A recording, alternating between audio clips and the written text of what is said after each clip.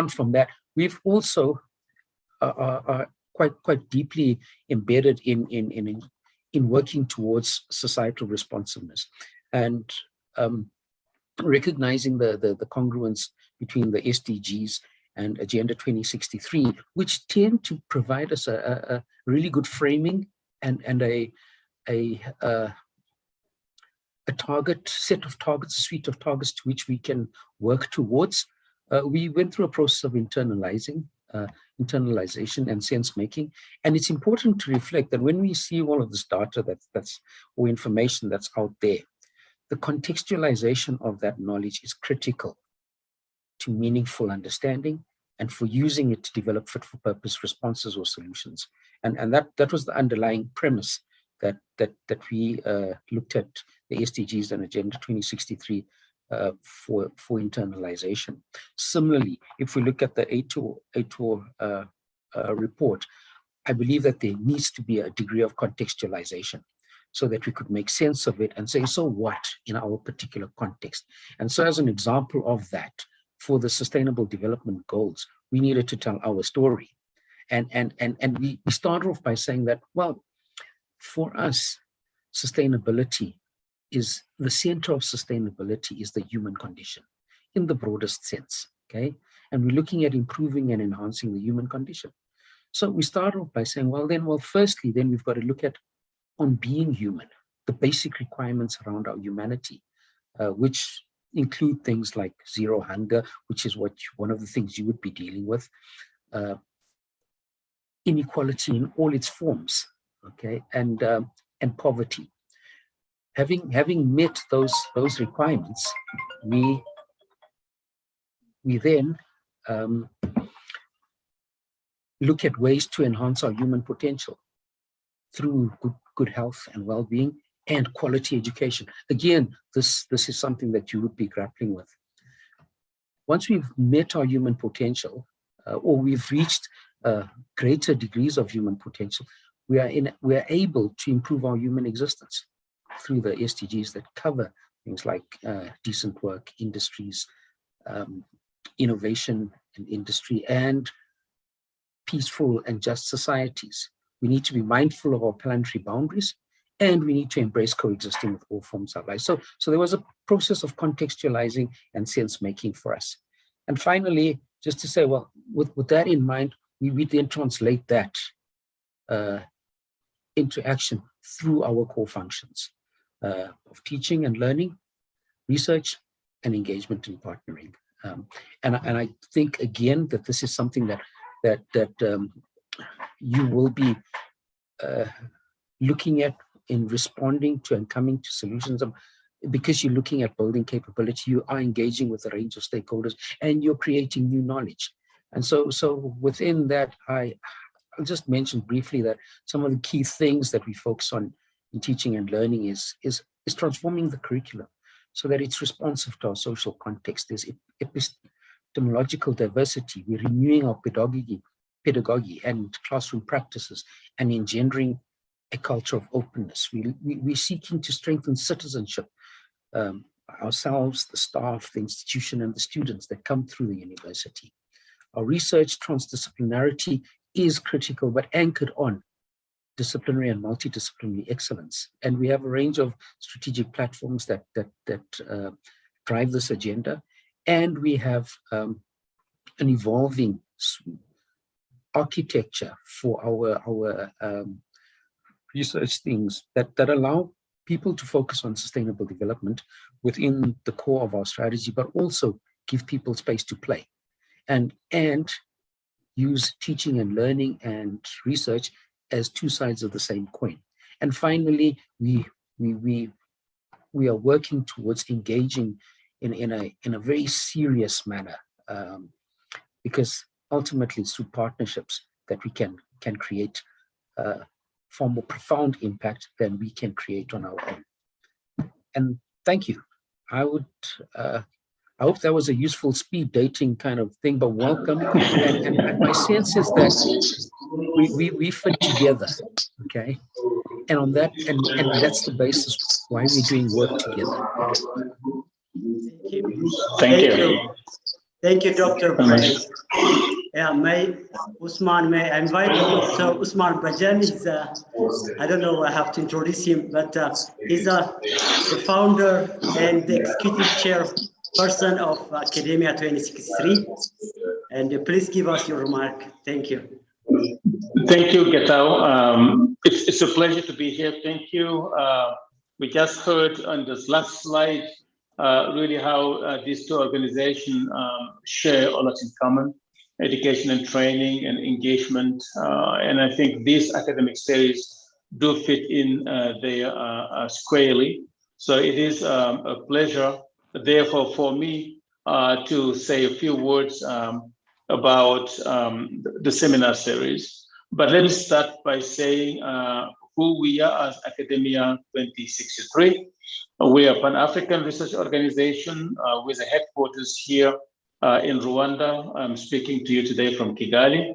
And we have a regional office in Dakar, Senegal.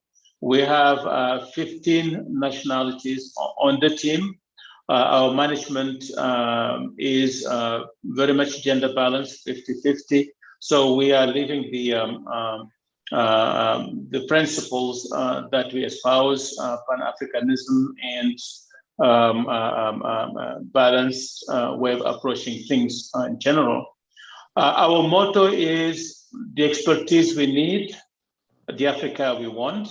I think that driving the African transformation agenda requires expertise on the ground that is close to the decision-making system, but also that serves as a bridge to the global science community, to the expertise around the world that has a role to play in Africa. And we'll do that the best with a quality partnership and collaborations and a critical mass of local expertise. That's what we're trying to deliver at Academia 2063. We have 3 core programs that support the African Union agenda. We have the Regional Strategic Analysis and Knowledge Support Systems, which is the main review, benchmarking, and mutual learning support instrument to the African Union's comprehensive Africa Agriculture Development Program, but the Malabo agenda in general, and now moving towards the Agenda 2063. We have a huge consortium.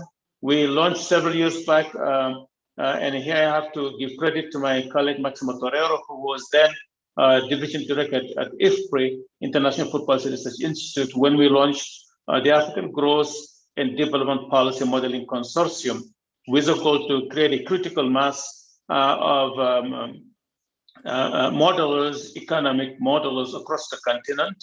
We grew it to about 230 members, covering about 30 countries in Africa. And lastly, the youngest of our programs started about 5 years ago, is the Malabo Montpellier panel, where we have the distinct honor of having Professor Cheryl Hendricks as a member, and where we're trying to document positive change in Africa and show how it can be scaled up and scaled out to accelerate the rate of progress we've seen across the continent. With those core programs, we have amassed a vast amount of resources over the last nearly 2 decades. And what we would like to see happen through this academic series, which we are very honored to share with the University of Pretoria, is to ease the access to it, to broaden the access, to disseminate these resources and contribute with that to your noble enterprise of building the future talent of the continent. I just referred to the African Growth and Development Policy Modeling Consortium, which is more of a closed shop. People have to compete and be and apply and be successful to have access to the resources. With the academic series, at least we want to bring the debate with the nuances and all the resources we have to a broader audience, so that you can have real good exposure to issues we learn in the classroom, in the laboratories, but also see how professionals, how policymakers, how practitioners are dealing with them, and how that fits into the broader African agenda. So I'm very pleased and honored to have this chance of partnership between Academia 2063 and the University of Pretoria. again to thank Professor Cheryl Hendricks for her leadership in this and for her partnership and collaboration. I would also, of course, extend our warm greeting and thanks to Dr. Maximo Torero, Chief Economist of FAO, who has been a supporter of our work, whether he was at IFPRI or at the World Bank and now at FAO. You might think he's holding an African passport. Maybe he has one, and I don't know. But so we are very proud and honored to have you with us, Maximo, here today. And lastly, I would like to greet and welcome everybody around who is connecting today, and particularly the students who are joining us. So what we want to do with this series is basically just to create a platform for engagement between African students from our diverse universities with leading experts like Dr. Ferrero and others on specific thematic areas that are very critical to the African agenda. So thank you to all of you for joining us, and I look forward to a very successful series over the next months to come. Thank you, everybody. Thank you, Usman. I think the next, we will go directly to the presentation by Dr. Maximo Torero. Maximo, can you share? Do you have the? Thank you so much. A pleasure to be here. Thank you all for your kind words, Usman. Thank you very much. And it's a great pleasure to present today to students, which is why we are here and why we are trying to do our work. For me, that was enough to join the meeting and to be with all of you today. Is extremely important to keep supporting our youth. Okay, so I hope you can see my presentation. So I cheat a little bit. Usman knows me, because if I only talk about COVID-19, it will be boring for my fellow students. So I thought it was important also to bring what is happening right now, which is really serious and of course will affect the continent, especially quickly in North Africa, but it has bigger impacts, as I will show. But let me respect first the author, and then at the end I will bring some of the concerns and some of the issues that we are trying to look at from our side and which we are keeping updating all the time. So the first thing that I thought was important to bring to the discussion was this diagram, which in the case of COVID-19 was extremely important, at least for me, to understand the uniqueness of the shock of COVID-19. This diagram brings together two elements: the element of the policies that were put in place to reduce the problem, so trying to control the epic curves, and the consequences of that actions had on economic growth and economic recession. So if you look at the top, the bigger the containment policies, the immediate negative correlate in economic recession. And that was very different to other previous crises, no? And that's what happened, basically. Countries that were not too efficient and they created long containments had huge impacts in economic returns. And one of the regions, for example, that was mostly affected by this was Latin America, especially my country. I'm Peruvian. It's an economy that was doing great. It was high middle income country, but because of wrong policies of containment policies of more than a year, they destroyed the economy and they destroyed the informal sector, which in our world and in sub-Saharan Africa, in Africa in general, is central. And the informal sector needs to work. They need to go out every day because they don't have access to financial systems and they have to create their own working capital. But they are not poor because they work and they have income. They are mostly low income, but or middle income. In the case of Latin America, most of them are middle income, high middle income. So they are out of poverty. And those people, economies were destroyed because the duration diluted their working capital, and they didn't have any way to reoperate and to continue operating. And that has a huge consequence over the economy and over nutrition. Now, what we had observed is that the recovery plans, which came as a result of the COVID-19, were pretty unequal. And that inequality of recovery plan, because developed economies had a lot more resources to accelerate the process of recovery, can be clearly reflected in this diagram. So in the top, you have advanced economies. The dashed line was where they were supposed to do without COVID, and the solid line is where they were because of COVID. So in 2020, they have a huge fall. But by 2022, they are fully recovered in most of the cases, and they were even expecting a bigger situation, better situation than what they had before. Why? Because they benefit from those inequalities, of course, and that empowered them even more. But the case of Sub-Saharan Africa is different. They have a huge fall, a significant fall in 2020, and the recovery, so, is very lower than what we expected to have in Sub-Saharan Africa before COVID-19, the dashed line. No? So this brings us again this importance of inequalities and not only at the country level within the country, but also global.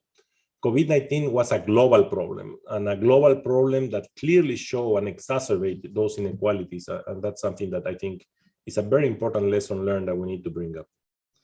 Again, here you see how this was worsened. In the left side, you have Sub-Saharan Africa real GDP per capita. Then you have the resource-intensive countries, how they evolve.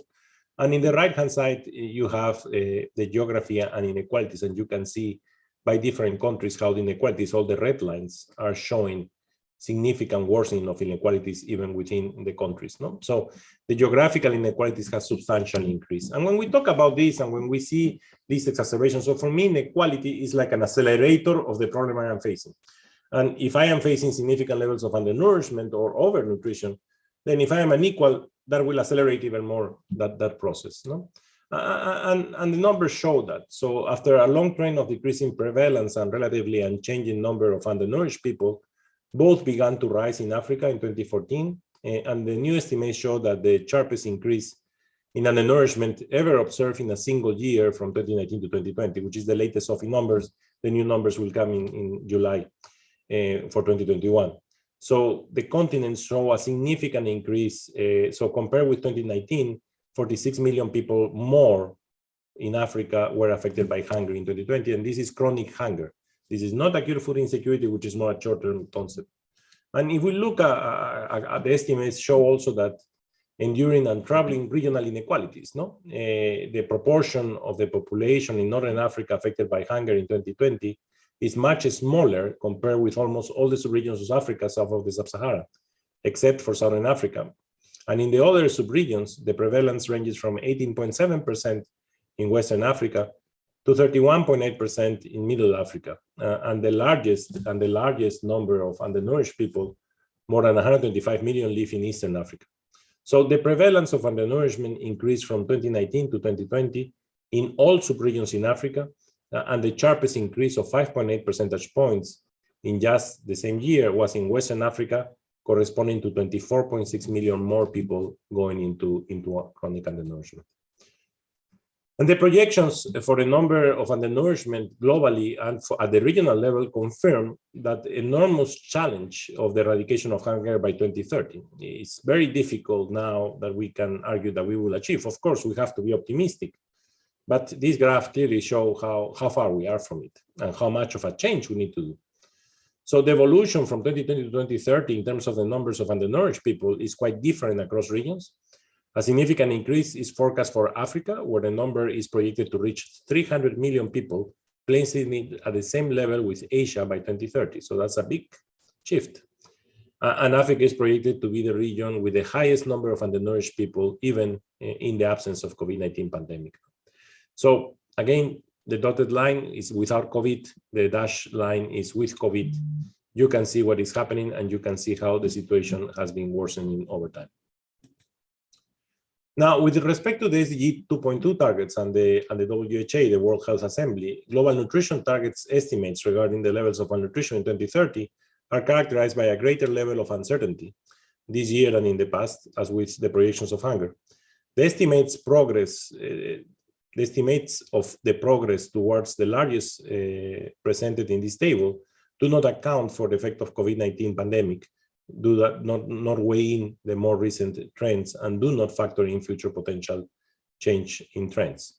So Africa as a whole, before COVID even, is off track on all 4 SDG 2.2 nutrition targets: stunting, wasting, and overweight among children under 5, and anemia in women of reproductive age.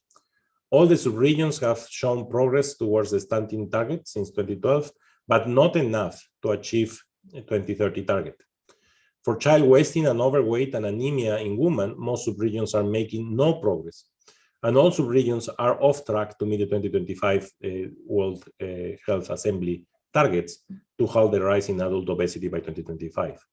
And again, if you add to this COVID-19, and there are some studies already out on this, the situation is even worse. Here, I just wanted to bring some of the recent data that we have collected in 2020 for 20 countries facing food insecurity using our food insecurity experience scale. And as you can see on all the red bars, both severe food insecurity, which is correlated highly with chronic undernourishment, and moderate food insecurity, which includes both undernutrition and overnutrition, in many of these countries is in the increase and not an improvement. Now, what is happening on trade? No? So while the World Trade Organization estimated a 9.2% contraction of the world merchandise trade due to COVID-19 impacts, global trade in agriculture and food products was only marginally affected. And that shows how resilient this sector was. Particularly for food products for which demand is inelastic, trade continued to occur despite the lockdowns, and much of the global trade in non-perishable staples is characterized by bulk shipments and automated processes. However, some disruptions in the agricultural and food trade were observed at the very beginning of the global movement of the restrictions put in place. African countries for which early data were available reported sizable declines in agricultural exports and imports in the early months of the pandemic. COVID-19 containment measures of the African countries and of other trading partners worldwide affected agricultural and food trade. Countries in Africa started imposing strict lockdown measures at the end of March 2020, and the most stringent measures were phased out by July. But none of the countries considered in this analysis had returned to fully normality by the end of 2020.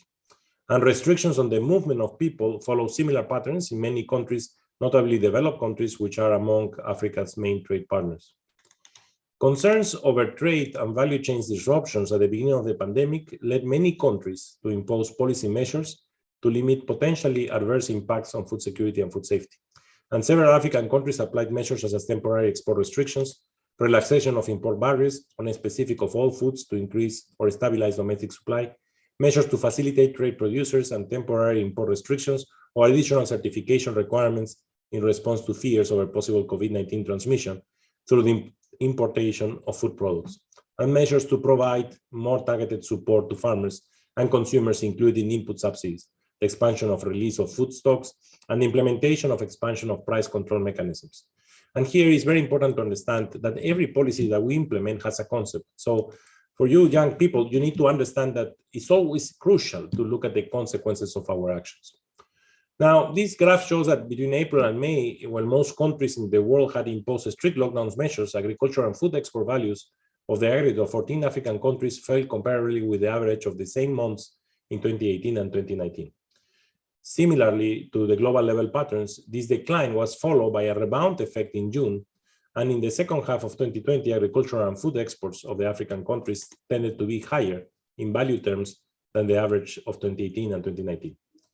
The development in import values in 2020 was relatively more volatile. Import values of the aggregate of the African countries considered in the analysis had dropped already in February. By May 2020, they were down 15 percentage points with the average values in the previous 2 years. Imports show a strong rebound effect in June, but decline again in July 2020. So on average, import values remain above the pandemic levels in the second half of 2020. And we can continue looking at all these trends and continue looking at what has been happening. And here there is more details in each of the different commodities and how the rebound effect came up.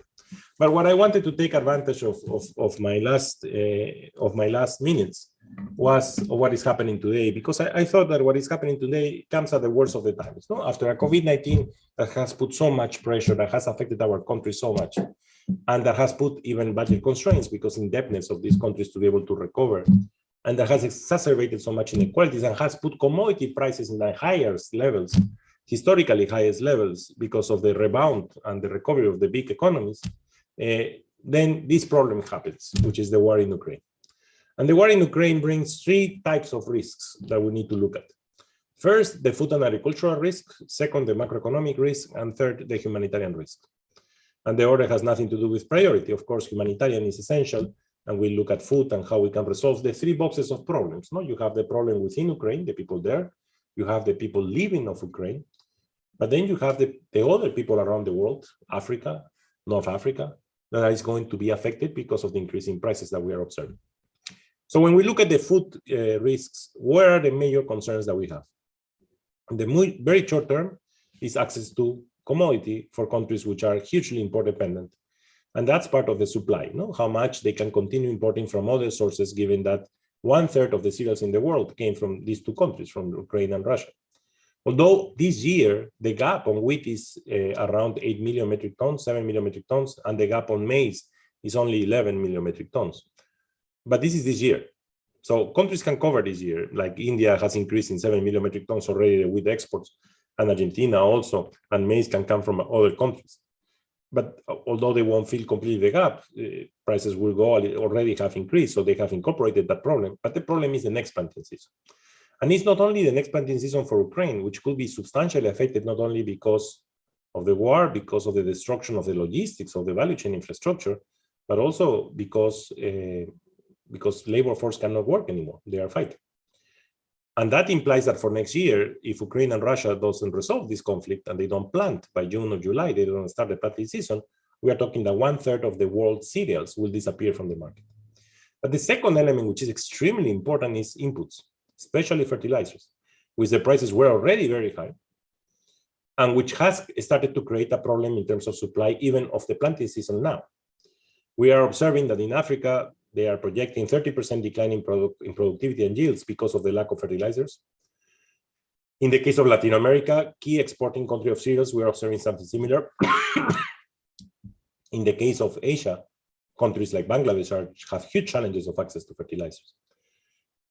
Russia has already blocked the exports of cereals and has already blocked the exports of fertilizers, China also, and Ukraine, of course, cannot move any cereals. So our major concern is the next planting season. And the fertilizer problem, which is now linked to the energy problem, is dramatic and could be extremely serious. The second issue is to avoid trade restrictions, because in this situation, if we start putting trade restrictions, we will end like a situation of 2007-2008, where things exacerbate even more. But there are other problems, like diseases. Ukraine is a country that has the African swine fever. And as conflict moves, people will try to move their livestock, and that could expand the African swine fever problem across the world. On the macro side, we have, of course, the energy issue and the linkages to biofuels, and the price of oil now again starts to rise. It falls to less than 100, now in 125.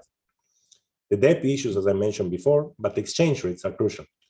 And the dollar is getting stronger and stronger, and that means that the import bill for net food importing countries will keep going up.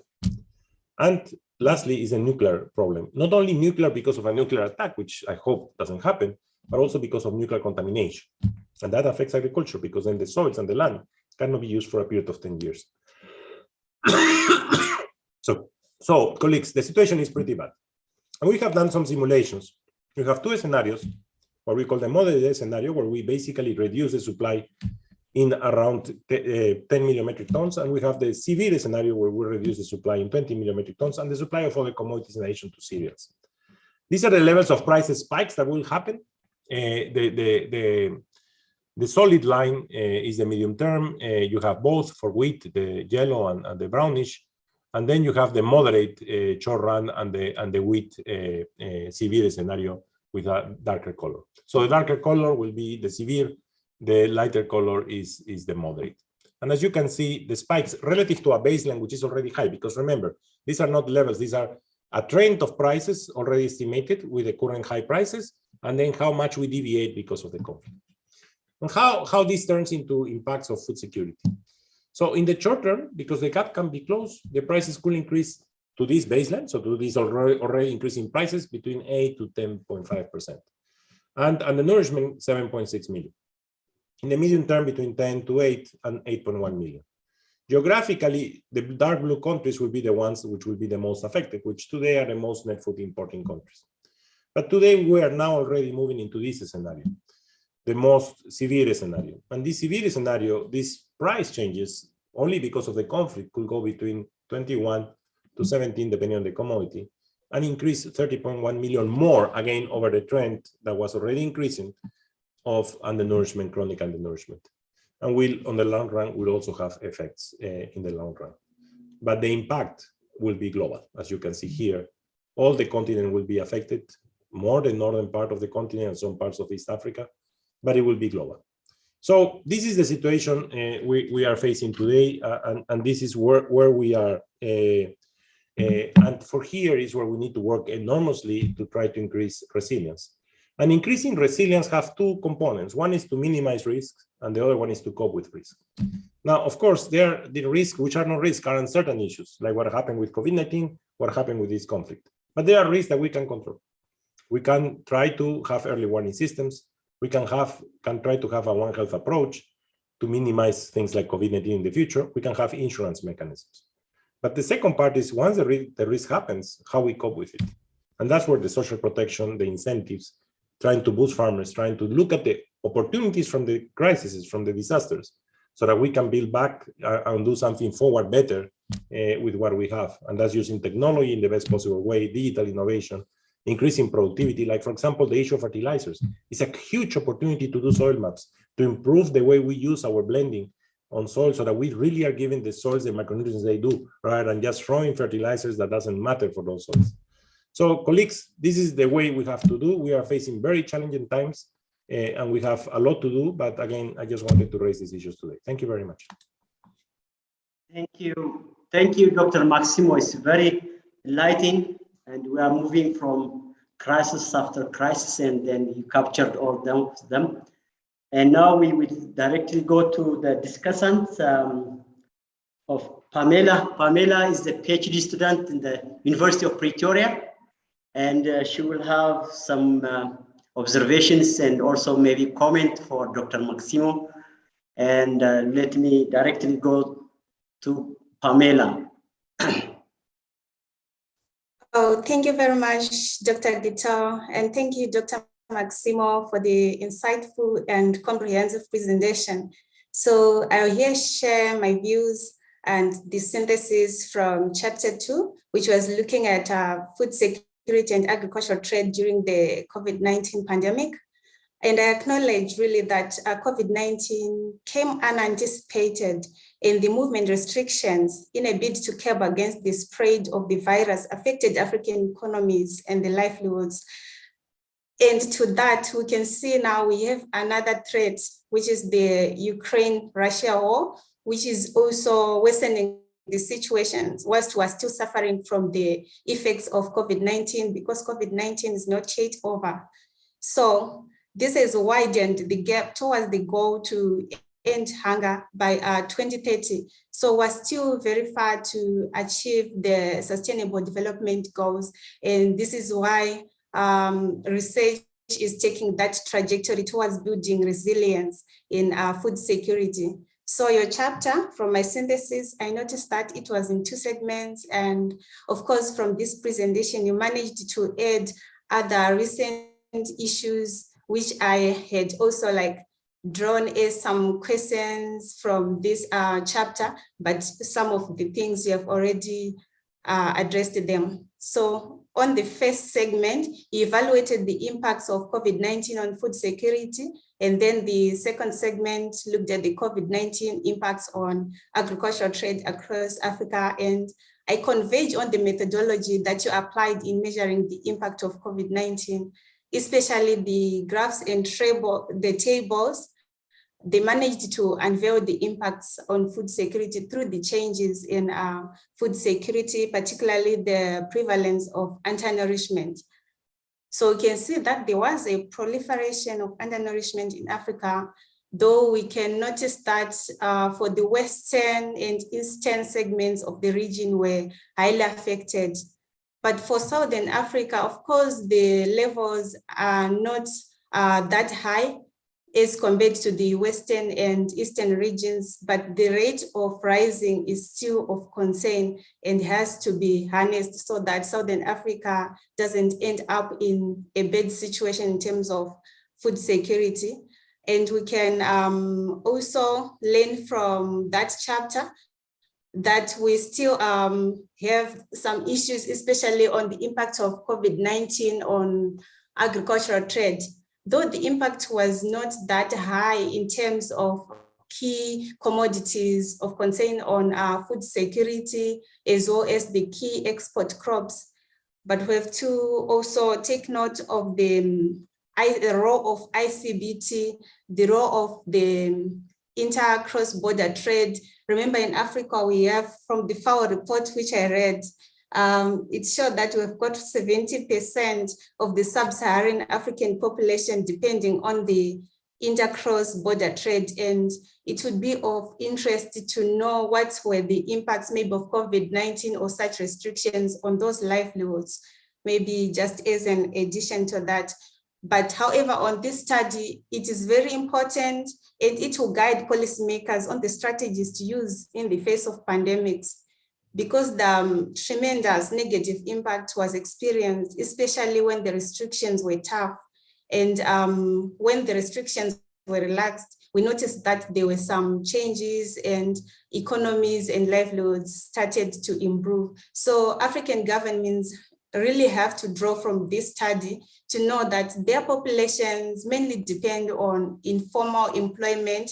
So those movement restrictions, some people lost their jobs and they couldn't afford to buy decent meals for their families. So African governments have to draw really from this study so that they know the ways through which they can address these issues in future.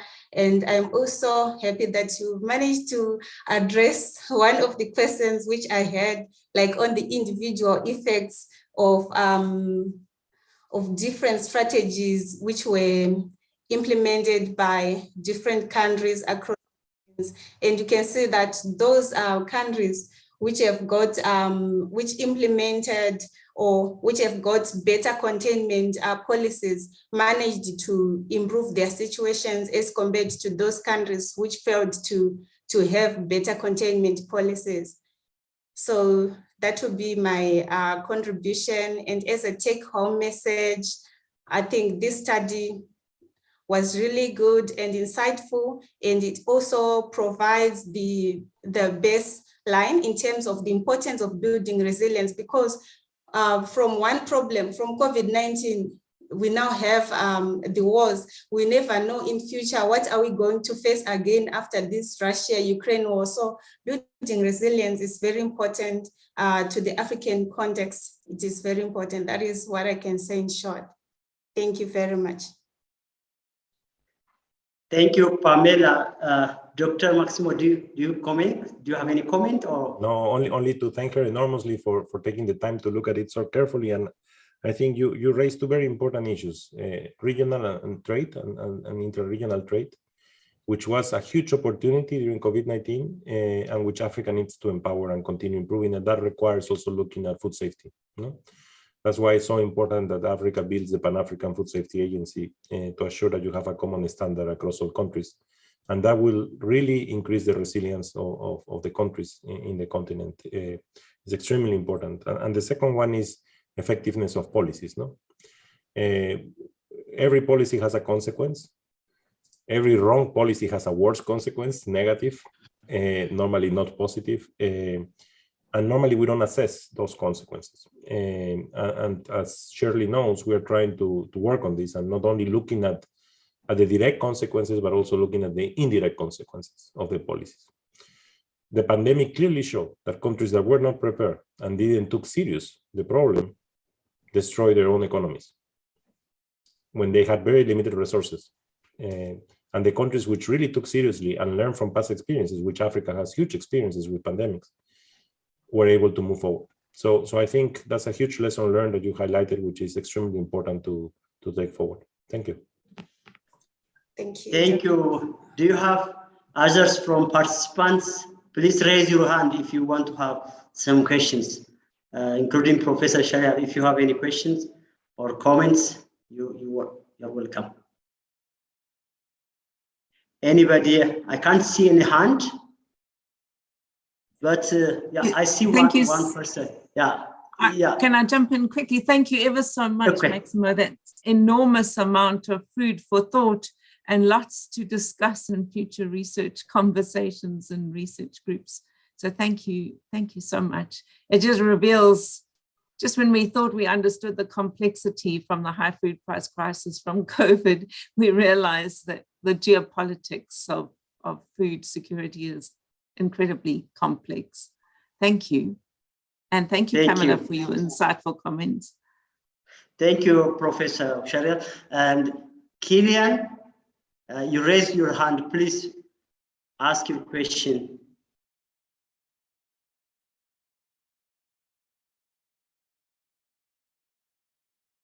Hello, Kilian?